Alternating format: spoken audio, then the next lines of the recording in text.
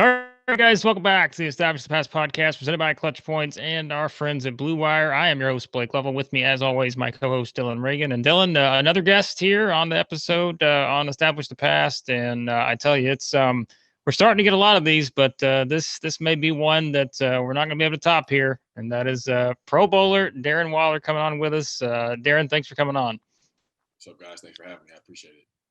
You got it. And I know, Dillon, we were excited to have him on. We talk about him a lot on this podcast throughout the year. And Darren, first of all, like we said, we've had players on here recently. Of course, everyone's still talking about the Super Bowl and what the takeaways were. I know for you playing for the Raiders, you guys have got to see, both of those teams this year. You beat the Chiefs. What were the biggest takeaways you had just from watching that game? Just watching that game, it was tough for Kansas City to really operate without those two tackles. Fisher and Schwartz are big parts of what they do and allowing Mahomes to buy extra time back there for those guys to get open or to get open in a scramble drill. So without those two guys against, who I think was the toughest guys for me to pass check against was the combination of Barrett and Pierre-Paul, and not to mention the guys that are blitzing and stuff like that. So it was just tough for them to overcome without the tackles. But yeah, salute to Tampa Bay. They got a super talented team, and congrats on them winning it. Yeah, I know prior to the Super Bowl, you guys were the only team that beat them when they had their starters in the Chargers in Week 17. A little bit different story. I know recently you were talking about how you believe you guys aren't too far behind Kansas City. That was evident really with how, both of the games you played, even the one you lost, was so close. How do you take that next step, not just to the playoffs, but also, contending for Super Bowls like the Chiefs have the last couple of years? Right. Kind of like I said, I think like our best is right there with the Chiefs' best, but the difference is the consistency at which we play at our best. The Chiefs give you that same product every week, whereas we don't. We've been very inconsistent, especially with counts down the stretch of the season. And with that, I think that just comes down to, just small details. It's little things that have got in the way of us, like beating Chiefs the second time, and, just how we approach playing teams late in the season. You can't just go off of, just showing up and playing. It's got to be those extra details in the film study, how we approach practice, every drill, every rep. We have to be better at that as a whole. And that's what's separating us from being where we want to be at this point in time. Darren, like we said, the season's over now. The Super Bowl is come and gone. You guys are into your off season and getting ready to certainly get geared up for things here in the coming months. But, in talking to other players too, we're always fascinated. Like, what is a day in the life like for you right now compared to in season? Whether that's your training, your diet, stuff like that. How much does that kind of differ now for you at this point in the year? So when the season first initially ends, those first few weeks, you kind of do what you want to do, be a normal human being, eat what you want to eat, go somewhere that you want to go. But after that, you got to start locking back in. So I'm locked in on what I'm eating. Training is getting there. I'm not training 3 times a day yet. I kind of work my way back into that. But, I'm able to focus on things I like to do in the off season, like Pilates and boxing and cycling, or 3 things I like to do outside of my football training and weightlifting. So it's just adding those extra cardios and just taking my my wind and my endurance to another level. So I like to keep upping it as the season goes along, as the seasons go by, and so I can be out there more on the field for my team. But it's just focusing on making sure that there's no imbalances in my body, working on those tightnesses and the stretching, the massages, foam rolling, just those little things that really come to pay off. So it's just rededicating myself to how I care for my body. Are you mostly doing that on your own or at home and that kind of stuff? Obviously right now with COVID, it's a little bit different than being able to go in the facility or even to, outside of the Raiders having like trainers like that. Are you just mostly kind of doing that at home? Yeah, they actually have our facility weight rooms open a couple days out the week. You usually have the COVID test like the day before in order to get cleared to go in. So I live there. But the Pilates classes and the cycling and the boxing, I do, outside in different gyms across Vegas and Henderson area. So yeah, it's really on you mostly in the off season, and that's where guys' work ethic really shows up to see if they really want to do it or not, because nobody's forcing them. Nice. But another football question I had: there's been a few rumors recently, kind of what's going on with your guys' quarterback situation, even though by most metrics, we've talked about it a lot. We look at a lot of Football Outsider kind of stats. Derek Carr has been a top 10 quarterback in pretty much every one of those kind of things. And I've heard you say you're a Derek Carr guy. Has there been, how has your guys' relationship expanded over the last couple of years and made you, at this point, I mean, pretty clearly one of the most explosive duos in the NFL. You had more targets than, Kelsey and Mahomes. So just, how has that duo kind of grown over time, and you guys continue to, it looks like you're on the same page all the time out there? Yeah, it's a relationship that started like right when I got to the team.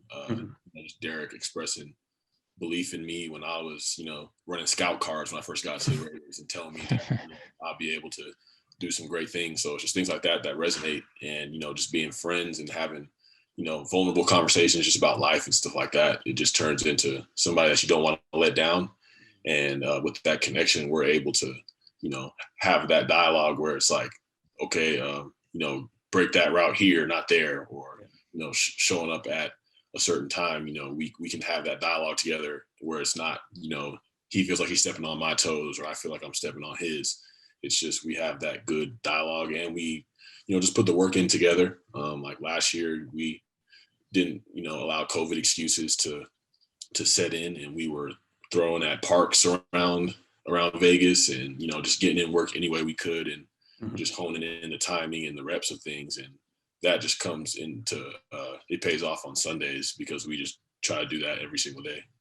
Yeah, clearly it's worked. I mean, at this point, you're within, if you go at the same rate you're going, by next year, you'll already be in the top 10 in Raider history in receiving yards. You're already 21st in just 2 full seasons. You set the receptions record last year, passing Tim Brown, obviously a Hall of Famer. Do you ever sit back and reflect on how quickly you've established yourself as an all-timer for such a historic franchise, or is it more just kind of focused on that kind of day-to-day work with Derek and all the guys and the coaching staff? Is that more what you're thinking about at this point in your career? It's definitely a balance, because I feel like reflecting on the journey keeps me grateful for where I'm at now. It keeps me from, getting complacent. I want to continue to build on that and continue to be consistent, because, for so long I wasn't. And so it's awesome to look at that and to, give myself credit every now and then. I'm somebody that's really hard on myself. I don't spend as much time on the small victories as I do like the little things that I may mess up. And so I just, reflecting helps me to, be more compassionate towards myself and towards my performance. But I definitely, don't want these to be my greatest achievements as a Raider. I want to keep continuing to go and just allow this to be the start to however long I may be doing this. Darren, you mentioned your journey, and I know, for a lot of people on the outside, Hard Knocks was probably something that introduced, kind of that backstory and the entire journey to a lot of people. And, we always talk about the show every year when they have it on, and, you see interviews with players. Some people hate it. Some people love it. I know coaches probably hate it more than love it, just based on all the stuff surrounding it. What was that like for you guys, just to be a part of that and to have that going on? Because again, like we said, I mean, you were a featured part of that show, but I'm sure for everyone, it was probably a little bit different just in terms of reacting to it and having, all the HBO stuff and everything around you. So. Yeah, the Hard Knocks experience was great, honestly. The first couple of days, it was weird just knowing that there's cameras everywhere, and right. you never know a conversation you could be having. There's a boom mic right over your shoulder, picking up everything. But it was actually a great experience. I still keep in touch with some of those NFL Films people to this day, and they were actually, very welcoming. They weren't intruding. They were making sure, like, hey, like, we don't want to be overbearing. So I really like that about them. But, it was a great experience to, just bonding with the team and allowing the people and the fans to see all the work and just how hard it is to prepare for an NFL season every year. Guys don't just show up and are just ready to play. They got to put that work in to really hone those skills again and to build upon years prior. So I thought that was a great experience. It was a great experience for me to, establish myself as, being a voice for other people that may be struggling or, can't find a way to get out of the messes that they find themselves in. So I just thought that was a great experience for me to just, own my story and own my messes in front of people, and to, maybe help them, allow them to do the same thing. Well, you're not just a football player. Let's talk about the music because I know, now in a music career too, and music I know does run in your family with your great grandfather and all that. And when did maybe you start thinking about that, just from a music career standpoint, and really how rewarding has that been thus far for you? So I really started, I had the thought of starting to make music probably in 2014, my senior year Hmm. at Tech. And a lot of guys on the team would just like start breaking out and freestyling out of nowhere. And I wasn't very good at freestyling. But I'll kind of put like a couple lines together, and people would be like, "Oh man, like how you think of that?" And I was like, "Well, I'm not freestyle, but if I can write this stuff out, I feel like I could be all right at it." And it came to a time in Baltimore where I was like super bored and super isolated, and I was like, "Screw it, I'm about to just start rapping." And I started rapping onto GarageBand through the Apple earpod microphones, uh, and just kind of built up from there. Bought some crappy equipment and was rapping in my closet for a little while, just not wanting people to know what I was doing.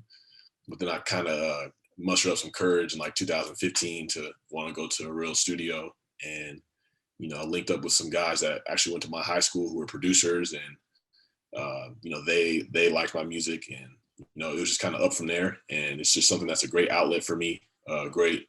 It helped me with my confidence a lot because, with music, it was like, especially at that time in my career, people were like, "Oh, he's out the league, he's rapping now," and it was Yeah. like I could either listen to those voices and just not do it, or do something that I loved, and it ended up helping me, be more creative and to, actually have a positive outlet for the things that I'm thinking, things that I'm going through. So it's just something that I truly enjoy.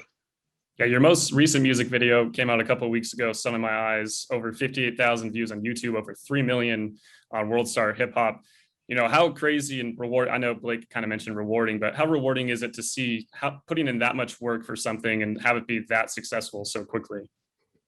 Yeah, I mean, that was awesome to see people, relate to the music and appreciate the music, because I'm somebody that, appreciates good music when I'm listening to it, no matter what the genre is, so I respect music when I go into creating. It's like, I don't want to just create any kind of junk or, just something that I'm not talking about anything. I want to make it to where people can get something out of it or learn from it, or have it get them through a tough point in their life. So it's awesome to see people enjoying it, because music's meant to be shared, and that's why I like putting it out. Darren, I know, you have other stuff going on too, like we talked about with your music. I mean, podcasts, you're doing work in the community, giving back in the community. I know that's such a big thing for you and many other NFL players who like to just be able to do that, given where you are now in your career. Any major, initiatives you have coming up on that front, and overall, just what's that been like, in the giving back part? I know you guys are so used to being out in the community, meeting people, being around people, but I know with the pandemic, that's certainly changed some things over the past year.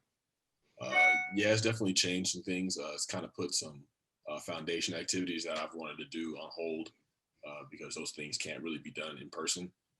Yeah. So now it's just, developing an online community with my foundation for like the Clark County students, because there's a lot of substance abuse going on in this Vegas area, and just trying to educate them, give them tools to, help them make better decisions, not to talk down on them, but kind of put my story out there and let them know that I've been in their shoes, and that they don't have to go the path that I've gone. So that community will allow them to connect with each other and have people that are like-minded as them, because you are who you hang around. And if they can get around people that, want to be clean and want to, do things that they love and not just try to fit in like everybody else, that could be a place for them to learn and to form relationships. So that's what we're working on right now. And when things open back up, having like TED style talks where, I can speak, or we could bring in other people to speak to the young people in the area, and just, have them just accumulate wisdom and to go about choosing their life path in a different way. That's awesome. Yeah, I know growing up as a sports fan, obviously, anytime you had a player speak on anything, it meant so much to you. So for you to make that difference in Vegas, that's awesome, man. Blake, I don't know if you have any more. I do have one last section on rapid fire questions, kind of just little fun things. So I'll start those out with you. All right. First, idol. Well, who's your idol growing up? My idol growing up, I'd probably say Jay-Z was the first person I looked up to like that. Just how, how successful he was, and just how good he was at rapping, and just how he kind of turned that into business, into clothing into now he's, like sports agencies and, and all the things that he's doing for people. Jay-Z was probably the first person I looked to, like, wow, like that's somebody worth shooting after. That's awesome. All right. Next, favorite food. I like all foods, man. I probably have to go with steak. By a nose over a lot of different foods, but you can't go wrong with a good steak. All right, next, funniest teammate on the Raiders. Funniest teammate, man. There's a lot of those. I might have to go with Jalen Richard. Okay. We call him Spook. He'll like set up speakers in the locker room and just like talk on the mic like a radio DJ and just cut people. He's just that personality is just so bubbly and outgoing, man. Mm-hmm. I feel like Jalen's probably the funniest dude on the team. All right, next one. I don't want to cause any beef, but messiest teammate in the locker room. Messiest teammate? Shoot, it might be me. My locker is always overflowing with clothes. It's not organized.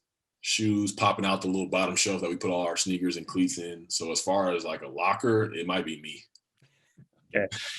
Favorite Jon Gruden saying? Obviously, we know from you have knock on wood if you're with me. Are there any other kind of inspirational quotes that he often says in the locker room with you guys? He says this to quarterbacks, but basically says it to the offense as a whole. He says, don't try to stuff sand up a flea's ass. And, like, he's basically saying, like, don't force things if they aren't there. Yeah. Don't try to, overdo it or overthink it. Like, take what's given to you and just be ready to adapt. Awesome. And then last one, I know you, as you were talking about music, obviously you love all kinds of music, but what is your guilty pleasure song or musical artist that you secretly love? Oh, guilty pleasure. Wow. Where do I go with this one? I don't know who's really a guilty pleasure that you're just proud of everyone you listen to. Yeah, I like to listen to like classical music. I like to listen to music with no words. Yeah. That may catch people off guard a little bit, but sometimes there's a lot of music out there that I like to take in like a positive message, and sometimes there's music out there that doesn't really have like that great of a message. So I like listening to classical music. I'll just let like lo-fi beats ride off like a YouTube channel. So I'm kind of all over the place. Nice. Awesome. That's all I have for the rapid fire. Dillon, I got one here and we're going to wrap it up. So, all right, Darren, I've got this question because we've asked this from other players too.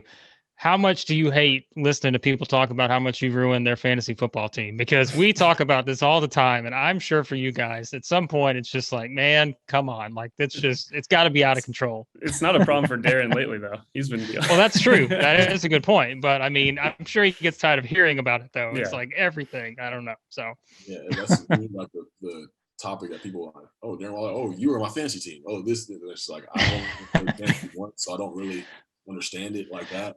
But it's like people are like life and death over that stuff. So it's pretty funny to see how scared they are about it. That's what I figured. But I think that, some people love it. Some people hate it. And I'm sure for some players, sorry, you only had 8 catches and not 9. You lost me my fantasy championship. That you're probably not too worried about that. But Darren, we really appreciate it, man. This was a lot of fun. Thanks for coming on with us.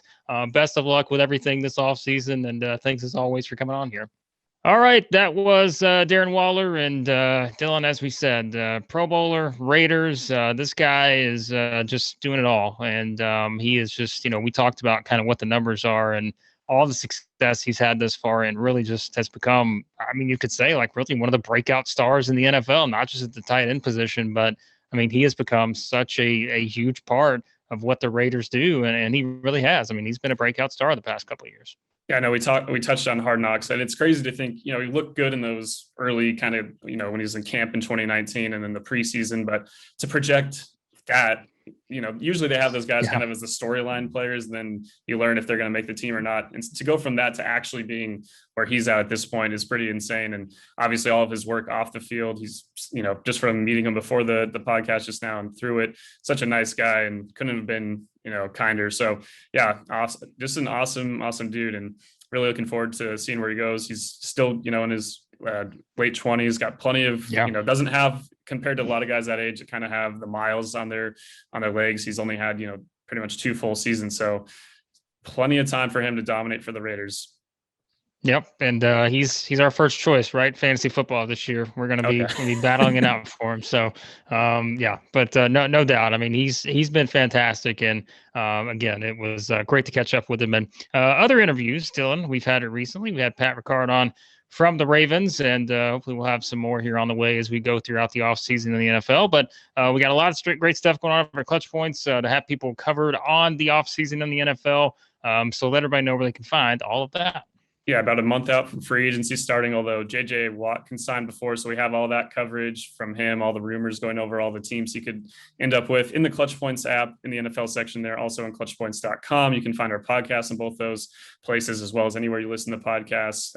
We got spring training, pitchers and catchers, at least when we're recording this, reporting today. So not far off from having those games in the app. Obviously, the NBA games still in the app. So lots of good stuff coming. And yeah, we'll have still on the NFL side, in addition to free agency, a lot of more draft kind of preview stuff coming up here as well. Yep. Check it out at Clutch Points. Be sure to subscribe to the podcast. Any podcast app you use, search for Established to Pass. You can find us on there. And thanks as always to the fine folks at Blue Wire for all that they do. And thank you as always for listening. We'll talk to you guys next time here on the Established to Pass podcast.